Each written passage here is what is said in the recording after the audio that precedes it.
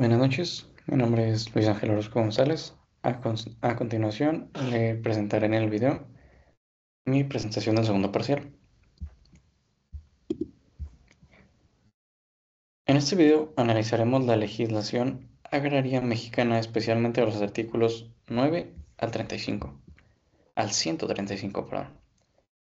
El objetivo es comprender los principales aspectos jurídicos, técnicos y organizativos que rigen la vida ejidal y las comunidades agrarias en México. Este análisis es fundamental para nosotros como futuros ingenieros agrónomos porque el marco legal define cómo se organizará la propiedad social de la tierra, cómo se toman las decisiones en el campo y cómo se promueve el desarrollo rural sustentable. También le hablaré sobre las figuras asociativas y las empresas agrarias. A lo largo de este video revisaremos la estructura del ejido, sus órganos internos, los tipos de tierra, el papel de las asambleas, la expropiación, las figuras asociativas, las empresas agrarias. Y todo esto lo relacionaremos con ejemplos reales en el contexto mexicano. El objetivo general de todo este video es analizar, interpretar y exponer de manera crítica y documentada los principales aspectos jurídicos y técnicos y organizativos de la legislación agraria mexicana comprendida entre los artículos 9 al 135, relacionándolos con la práctica agronómica, desarrollo sustentable, con el fin de comprender la estructura, funcionamiento y relevancia de la y sus instituciones dentro del marco jurídico nacional. Los objetivos específicos son identificar la estructura jurídica y funcional del ejido, analizar las funciones del comisario y el consejo de vigilancia, clasificar los tipos de tierras ejidales, examinar los criterios legales de las asambleas ejidales, comprender el concepto y funcionamiento de las comunidades agrarias, revisar los procedimientos de creación y extensión del ejido, analizar el marco legal de la expropiación de tierras, investigar las figuras asociativas agrarias y su relevancia económica, y estudiar la empresa agraria y las reglas para su creación. Comenzando, tenemos la estructura del ejido. Su estructura está conformada por la Asamblea Ejidal, el Comisario Ejidal, el Consejo de Vigilancia y las tierras ejidales. El ejido es una de las instituciones más importantes del derecho agrario mexicano, según el artículo 9 de la Ley Agraria. Un ejido es una comunidad con personalidad jurídica y patrimonio propio, integrada por un grupo de campesinos con derecho al uso y aprovechamiento de la tierra. Sus puntos clave son estos mismos, que están formados por tres órganos principales: la Asamblea Ejidal, que es la autoridad suprema; el Comisario Ejidal, que es órgano ejecutivo y representante legal; y el Consejo de Vigilancia, que es encargado de supervisar la legalidad de las decisiones, que no se juegue chueco o que no se hagan tratadas abajo de la mesa. Esta estructura garantiza que las decisiones se tomen colectivamente, manteniendo el equilibrio entre la productividad, la equidad y el respeto a la tierra. Un ejemplo práctico es en el ejido de Chapingo, en el Estado de México. Esta organización ha permitido gestionar de manera eficiente tierras agrícolas y forestales, integrando la participación comunitaria con proyectos de conservación. Los tipos de tierras ejidales se dividen principalmente en tres: las tierras parceladas, que son asignadas individualmente a los ejidatarios; las tierras de uso común, que son aprovechadas colectivamente por la comunidad; y las de asentamiento humano, que son destinadas a vivienda o escuelas o servicios. Los artículos 44 al 56 de la Ley Agraria clasifican las tierras ejidales en estos tres tipos. Las tierras parceladas son las que se le da a cada ejidatario y él tiene derecho a explotarlas por su bien personal y por el bien del ejido. Las de uso común, como dije, todos tienen derecho, ahí pueden llegar a jugar, llegar a la escuela, hacer un campo de fútbol o cualquier cosa. Y las de asentamiento humano están divididas en solares, por lo cual el ejido te da a ti como persona un solar para que ahí vayas y hagas tu casa. Un ejemplo es en el Bajío Guanajuatense. Es como que las tierras de uso común se aprovechen para pastoreo o huertas comunitarias, mientras las parcelas se destinan a cultivos comerciales como el maíz o el agave. ¿Qué es la Asamblea Ejidal? La Asamblea Ejidal, regulada del artículo 22 al 32, es la máxima autoridad dentro del ejido. Está integrada por todos los ejidatarios y sus decisiones son obligadas para todos los miembros. Los tipos de asamblea son la ordinaria, que consiste en tratar asuntos administrativos o periódicos, nada fuera de lo común, y la extraordinaria, que resuelve temas relevantes como la venta de tierras o modificación de reglamentos. El procedimiento legal para estas es que el comisario ejidal emite una convocatoria. Se difunde con mínimo 8 días de anticipación. En el caso de la extraordinaria tiene que ser con 30 días de anticipación. Y el quórum legal requiere más del 50% de los ejidatarios, o el 50% más uno. Y se levantan las actas que deben inscribirse en el RAN, Registro Agrario Nacional. Algunas decisiones requieren mayoría calificada, por ejemplo, la enajenación o arrendamiento de tierras ejidales. Esto asegura que los intereses colectivos sean protegidos. En el ejido, por ejemplo, en el ejido de Nopala, Hidalgo, una asamblea extraordinaria aprobó el uso de parte de las tierras de uso común para instalar paneles solares. Este proyecto fue autorizado tras cumplir todos los procedimientos legales garantizando beneficio para toda la comunidad. Algunos de los posibles conflictos o problemas que podríamos llegar a tener aquí es cuando no se cumple con el quórum o hay irregularidades en la convocatoria. Las decisiones pueden ser impugnadas ante el Tribunal Unitario Agrario. Por eso la transparencia en los procesos es esencial para la estabilidad del ejido. En pocas palabras, la asamblea es la voz del pueblo. El comisario ejidal y el consejo de vigilancia son los órganos ejecutivos y de control del ejido. El primero representa al elegido legalmente, administra los recursos y ejecuta los acuerdos de la asamblea. El segundo vigila que todo se realice conforme a la ley. Ambos duran 3 años en su cargo y pueden ser reelectos una vez. Están sujetos a rendir informes y pueden ser removidos por la asamblea. Si hacen algo chueco o si hacen algo que no le gustó a la asamblea, van para afuera. Por ejemplo, en el ejido de La Estaca, Guanajuato, el Consejo de Vigilancia detectó irregularidades en el uso de fondos destinados al mantenimiento de caminos rurales, lo que permitió corregir la situación y fortalecer la transparencia interna. A continuación, le hablaré de las comunidades agrarias, para ver si son lo mismo que un ejido, tienen diferencia y si la tienen, ¿cuáles son?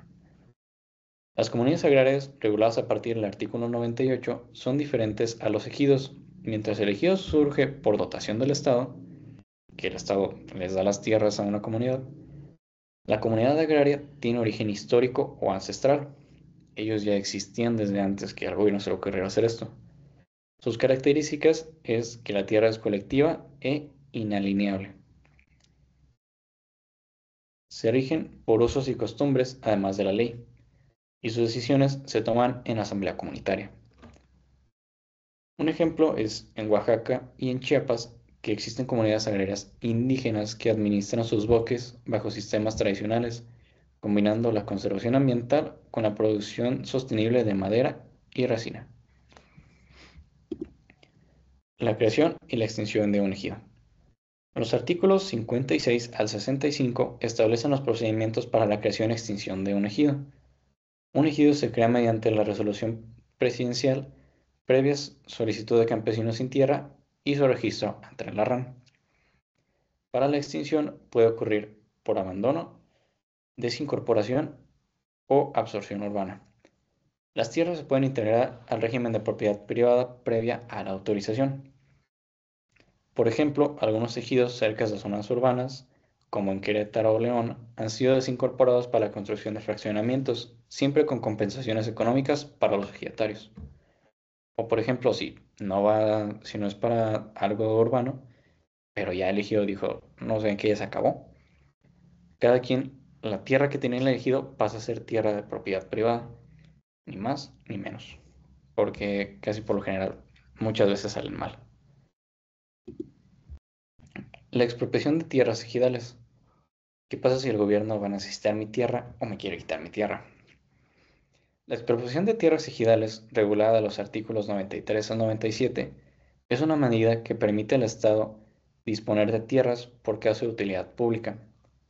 El procedimiento es que se publica la declaratoria de utilidad pública, se notifica al núcleo ejidal, se otorga una indemnización justa y el procedimiento se inscribe en el Diario Oficial de la Federación. Un ejemplo real podría ser que durante la construcción de carreteras o presas, como en Michoacán o Sinaloa, algunos ejidos han sido expropiados. En estos casos, la SEDATU se encarga de garantizar la compensación y la reubicación de los afectados. Aunque la expropiación sí puede impulsar proyectos de desarrollo, debe de realizarse con transparencia y justicia, respetando siempre los derechos agrarios de las comunidades. Por ejemplo, si el gobierno nada más llega y te quiere quitar tu tierra sin antes decirte por qué, o sin tener una causa de utilidad pública, pues tú puedes ir con el tribunal agrario y decirle, oye, pues ve lo que me están haciendo, no creo que esto esté muy bien. O por ejemplo, como ustedes nos platicaban en algunos de esos casos prácticos, que llegan y te la quitan porque supuestamente van a poner una planta purificadora o van a hacer una carretera o cualquier cosa, y después de años se ve que no hicieron nada o que lo hicieron para otra cosa, para vender solo a alguna empresa o algo que no está declarado como causa de utilidad pública, puedes ir y reclamar que te regresen tu tierra. ¿Qué son las figuras asociativas y cooperativas? ¿Con quién me conviene unirme y qué puedo hacer para ser más competitivo? Las figuras asociativas agrarias, contempladas en los artículos 108 al 120, son instrumentos legales que permiten a los productores unir esfuerzos para mejorar su competitividad. Las principales figuras son sociedades de producción rural, SPR, sociedades cooperativas, asociaciones rurales de interés colectivo y uniones entre ejidos.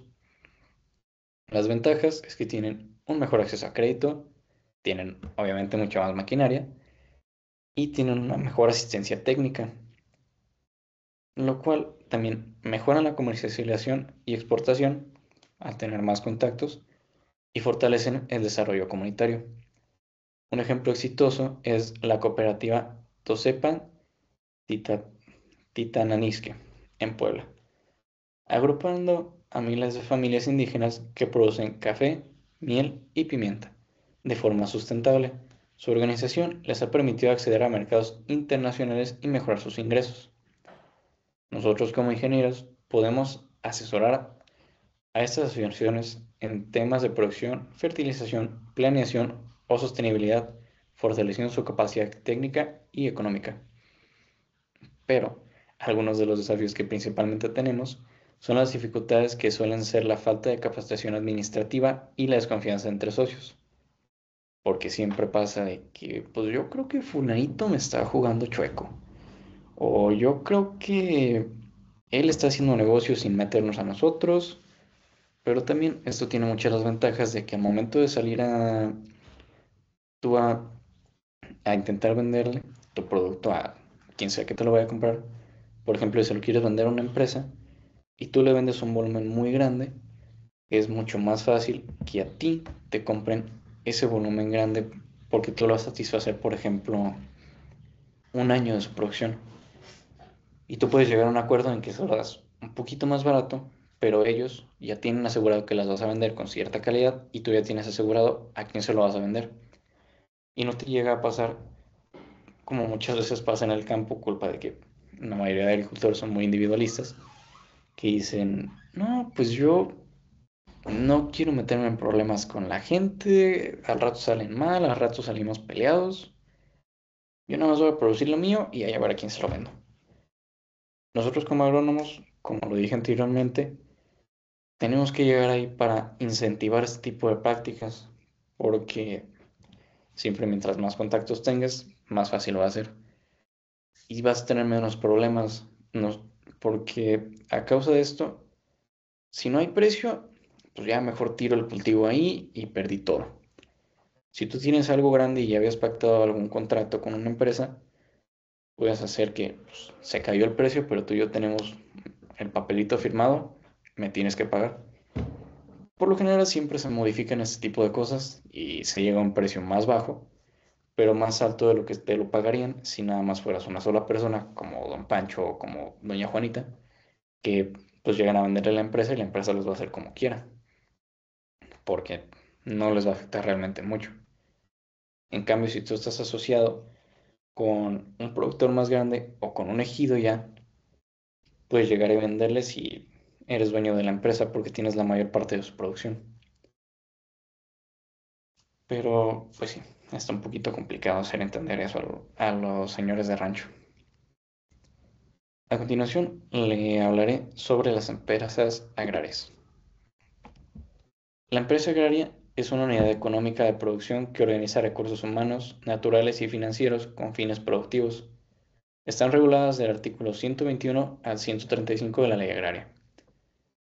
Sus clasificaciones pueden ser extractivas, que son dedicadas a explotar los recursos naturales, las cuales principalmente son las empresas mineras; las de servicios, que consisten en entregarle sus servicios o la prestación de estos a la comunidad, por ejemplo, las clínicas, salones de belleza o transportes; las comerciales, que desarrollan la venta de productos terminados en la fábrica; y las agropecuarias, que es en la que nosotros entramos, que es la explotación del campo y sus recursos. También entran las industriales, que transforman la materia prima en un producto terminado, que sería la empresa que sigue de nosotros. Estas mismas empresas se clasifican por su tamaño, siendo grande, mediana, pequeña, y dentro de las pequeñas entran las micros. Las grandes están constituidas por grandes cantidades de capital, un gran número de trabajadores y un gran número de volumen de ingresos. Su número de trabajadores excede las 100 personas. Pueden llegar a ser nacionales, multinacionales o ya empresas a nivel mundial, como por ejemplo Apple. Y las medianas consisten básicamente en lo mismo, pero su capital, número de trabajadores y volumen de ingresos son limitados y muy regulares. No llegan a tener volúmenes gigantescos como este tipo de empresas. Su número de trabajadores por lo general suele ser superior a 20, pero menor a 100, ya que pues no son tan grandes, vale la redundancia. Las pequeñas cuentan con un capital, número de trabajadores e ingresos muy reducidos. El número de trabajadores no suele exceder las 20 personas. Esta en campo la podemos ver como la empresa de mi compadre, que apenas está empezando y ni siquiera él sabe que está haciendo una empresa, o que tal vez sí lo sepa, pero por lo general solo están constituidas por una cuadrilla, dos, tres encargados o dos, tres gentes poquito más cercanas al patrón que les tiene más confianza, y ya fue todo. Y dentro de las pequeñas también están las micros, que su capital, número de trabajadores e ingresos se establecen por cuantías muy personales. El número de trabajadores no suele exceder las 10.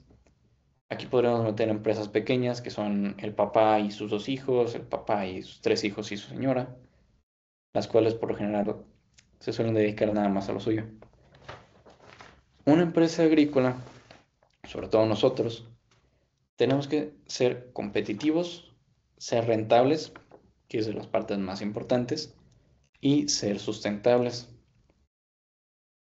La empresa está constituida por el empresario, que es la persona que organiza, dirige y asume los riesgos de una empresa. Pero este mismo, antes de todo, tiene que tener una idea empresarial, la cual es una propuesta inicial que da origen al negocio, basada en una oportunidad o necesidad del mercado.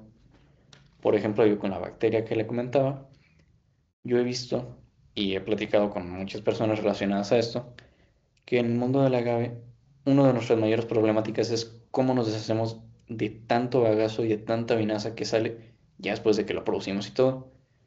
Porque esto siempre suele salir muy caliente a pHs muy bajos y tienen que ser neutralizados para luego levantarlos en campo y ya poderlos usar.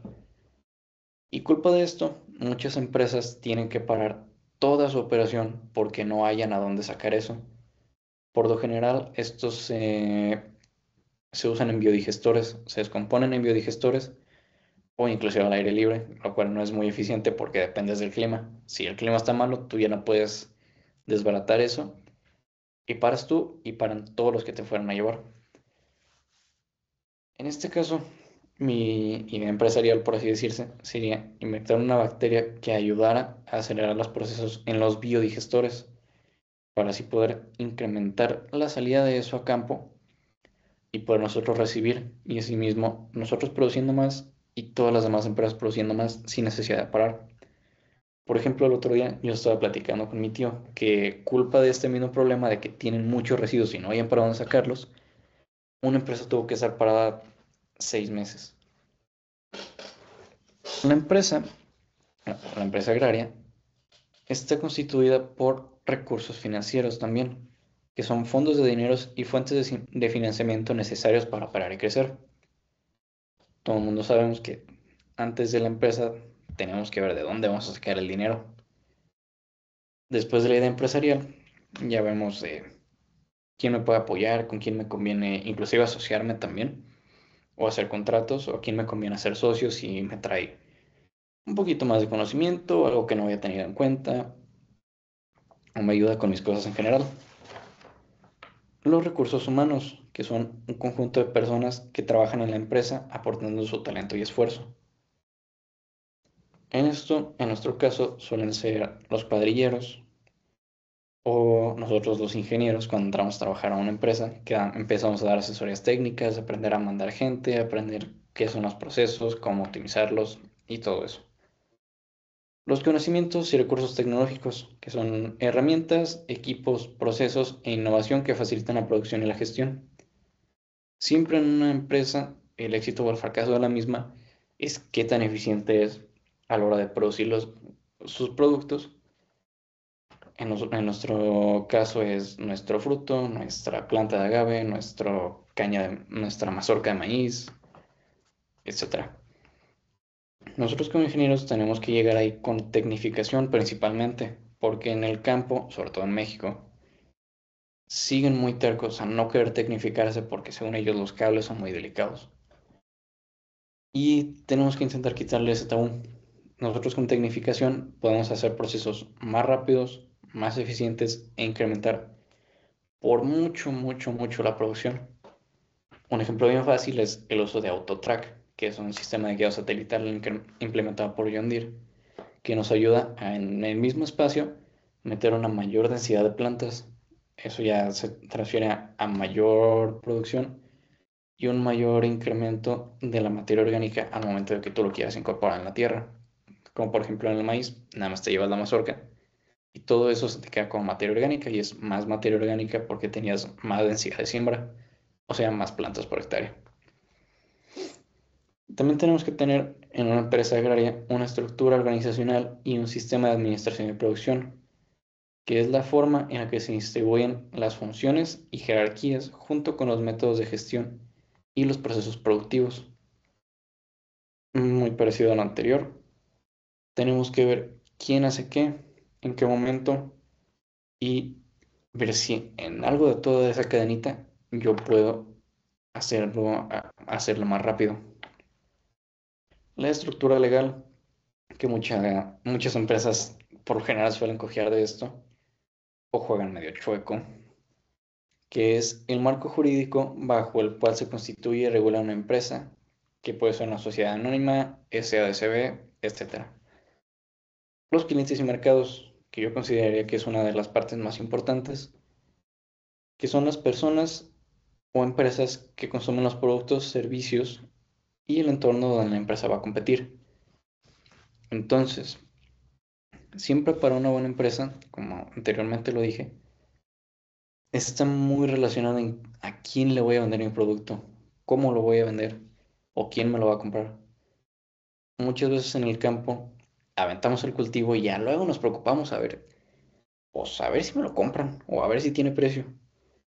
Ya como una empresa agraria tienes que preocuparte primero por ver quién te lo va a comprar y cómo lo vas a vender para ya tener algo asegurado y no tener esas pérdidas porque principalmente es o lo que te va a sacar a flote o lo que te va a terminar de hundir. Siempre, casi por lo general en el ámbito agrícola, es donde las empresas o se van para arriba o se van para abajo. Y el patrimonio empresarial, que es un conjunto de conocimientos, bienes, derechos y obligaciones que gestionados de manera estratégica determinan la capacidad para generar riqueza y dar valor a la empresa. Siempre que una empresa viene hacia ti o que tú vas como una empresa, pues te van a juzgar como te vean. Y ni modo. Ya dependiendo de ti, va a ser si les caíste bien o si sí ven que le sabes, te supiste vender y van a hacer negocios contigo.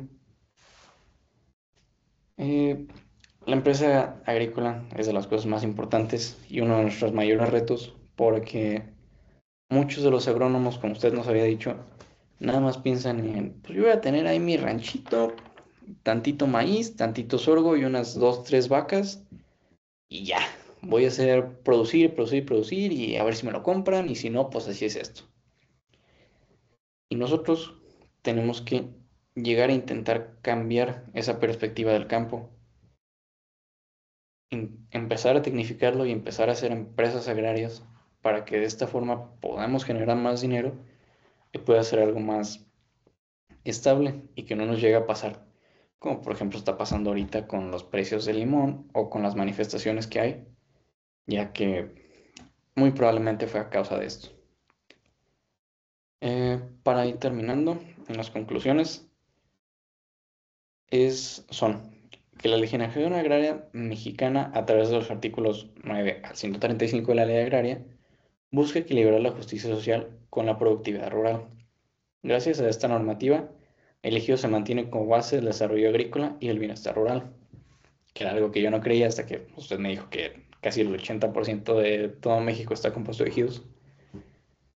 Y también hay que comprender que esta legislación nos permite, como futuros ingenieros agrónomos, trabajar con mayor conciencia jurídica y técnica, impulsando proyectos sustentables que respeten los derechos de los productores. En conclusión, la tierra no es solo un recurso económico, sino un patrimonio social que debemos proteger, administrar y hacer prosperar con conocimiento y justicia.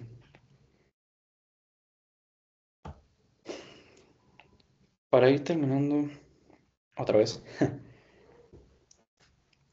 nosotros como ingenieros tenemos que entender que vamos a mandar, que vamos a tecnificar todo el campo y no nada más hacer producir, producir, producir, producir y pues que siga la yunta de bueyes.